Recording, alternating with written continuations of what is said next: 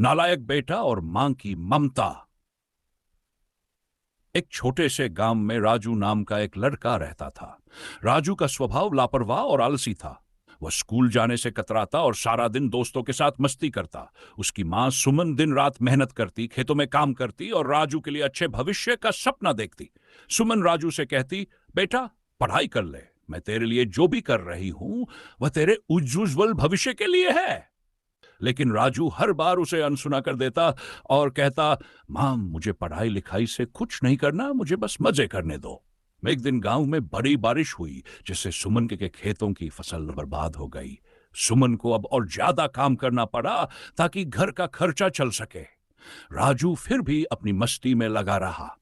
कुछ दिनों बाद सुमन की तबीयत खराब हो गई।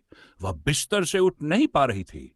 राजू ने इसे भी हल्के में लिया और दोस्तों के साथ घूमने चला गया। एक दिन जब वह घर लौटा तो देखा कि मां जमीन पर गिरी पड़ी थी।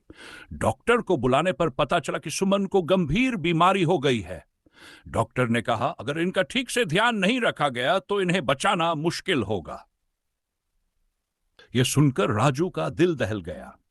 उसने पहली बार महसूस किया कि उसकी मां ने उसके लिए कितनी कुर्बानियां दी हैं।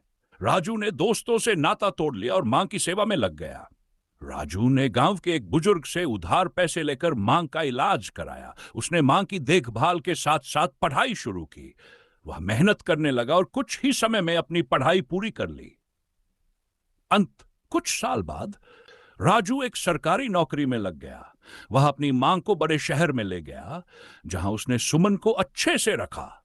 मां की आंखों में आंसू थे, पर इस बार वे खुशी के आंसू थे। राजू ने मां से कहा, मां मैं नालायक था, लेकिन अब आपकी कुर्बानियों की कीमत समझ गया हूं। आप मेरे लिए सब कुछ हैं। सुमन ने मुस्कुराते हुए कहा, बेटा मां की ममता कभी खत्म नहीं होती। मैं हमेशा तुझसे प्यार करती रहूंगी। सीख, माता पिता का सम्मान और उनकी मेहनत की कदर करे, वे हमारे जीवन का सबसे बड़ा सहारा है। नालायक बेटा, मां की ममता ने बदल दी उसकी जिंदगी।